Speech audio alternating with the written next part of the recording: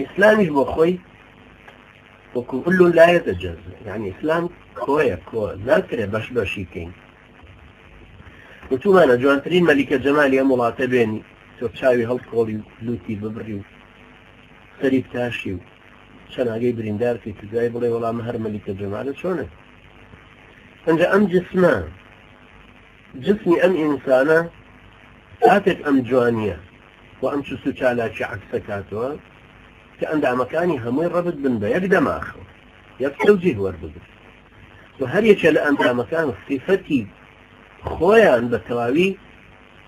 تستبر كردي وإذا كان يعني هم بكار بينا هم شامبيكو بجوا فجنا شون شيء سرق راسي كون عند مكان شلله ينقل يفليجه لفتي تشب وقاتي تشب بجاه هلسو كوتكن دست راسو قاتي راسي بجاه ليك ديت اخوار مشقا قايلينيه اراسج بدا بلا هلي يقرروا لسوليو ناتواني هلي يقرر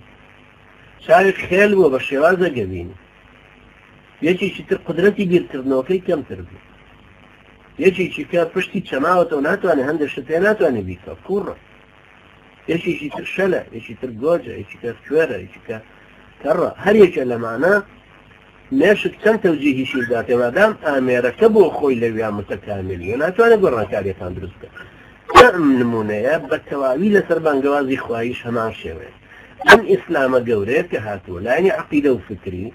لا يعني علوم الشرعي وشارزابون لعلوم قرآن والسنة وشارزابون لعبادة كانوا ممارسة كردنيان خو پرورده كردن وتزكية نفس والرفتار والروشتي الرسن وفسن لەگەڵ مەریتی کۆمەڵایەتیەکە و پێوە ممارەسەکردن و پێوە پابەندبوونی لەگەڵ هەڵگرتنی بانگەوازی خوایی و کۆمەڵکاری و مەرجعیەت و ئیدارە و زانینی شێوازی کارکردنەکان وەکو سیاسەت و علم النەفس و کۆمەڵناسی و دەرناسی ئەم جۆرە شتانەی ترکە هەن پاشان بەگەڕخستنی وزەکان بە شێوەیەکی زیرەک و ئاقڵانە پلان بۆ دانا استراتیژیە دیاریکردن قۆناغەکان خۆلادان لە تیری دژمن لە زمانێکە هەمووی مخابراتە لە زمانێکە هەمووی ئەجهزەی کۆمپیوتەر و ئەلکترۆنیە بۆ مراقەبەکردن دۆزینەوەی خەڵکی ڕاستگۆ کە پایامەکەت لەگەڵ هەڵگرێ پشو درێژی لە گۆڕانکارەکان ئەمانە هەمووی برانی بەڕێزی من هەمووی بەرنامەیەکی متەکامیلن یەکتری تەواو کرد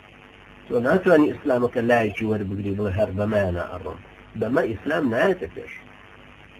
بۆیە ئەو پێغەمبەرە نازدارە عەلەیهی سەڵات وەسەلام 11 دانە ساڵی ڕەبەق لە مەککە بوو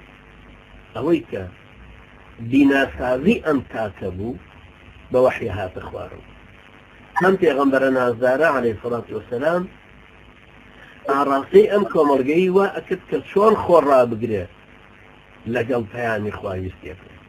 چۆن خوا بناسێت چۆن خوا بپەرستێت چۆن بەهای خواپەرستی بێنێتە شوێنی بەهای جاهیلی ئیسلامەتەکە وەربگرە لە ئەخلاقیا بدرەوشێت مەگەر یەک صیفەتێکی لە ئەبوو دەڕی غەفاریە بینی عەلەیهی سەڵات وەسەلام پێی نەفەرمووی ئینەکە امرؤ فیکە جاهیلیە تۆ پیاوێکی هێشتا سیمای جاهیلیەتی تیا ماوە یەک صیفەتێک پێوەی دیارە لەبەرەوە ئەبێ ئەمەمان لەبەرچاو بێت ئەو هەماهەنگیەی بە فارسی پێڵەن هەماهەنگی یعنی ئەو ڕێکخستن و تەنسیقی کە لە نێوانی هەموو لایەنەکانی ئیسلامە هەیە کە ئاڕاستەی ئەو تاکەی پێ ئەکرێ ئەنجا پارسەنگی کابرا دەرەبڕێ ئەنجا سوود لە وزە ورەکەی بەکارەهێن ئێمە بۆیە وا داماوین ئەوەندە زۆرین بەڵام هەر یەکە بە نەوەیەک لەم ئیسلامەتەوە تێگەیشت و خۆی پێی مقتەنیع بوو یەکێ سۆفیانە گرتوێتیە بەر و عیبادەتی خۆیەکە و حەقی نەمرد بەسەر حاکمیەتی شەرعەوە ئەجینا پارتی وێچێتی زلهێزانی عەلەمانی کوردستان کۆکیتەوە بە هەموویان ناکەن عەدەدی مزگەوتەکان ئەهلی مزگەوتەکان و ئەهلی ئیلتیزام بە دینەوە دوو ئەوەندەی هەر هەموویان هەن ئەگەر کۆ ببنە بەڵام ئەی بۆچی ئەوان زاڵن بۆچی تاغوتێک دەتوانێت بە کەیفی خۆی یاسا و ڕێسای خۆی بێنەوە بەسەر خەڵکیان فەرزیکە بەڵام ئەهلە ئیسلامەکە ناتوانن هیچ شتێک لەبەرەوە نە مزگەوت ڕۆڵی ماوە نە کابرای مسلمان و وزەکانی هەمووی بەگەڕ خستون نە ئاڕاستە ئیسلامەکەشی دۆزیوەتەوە بەرەو چه ئاڕاستەیەکە ڕوا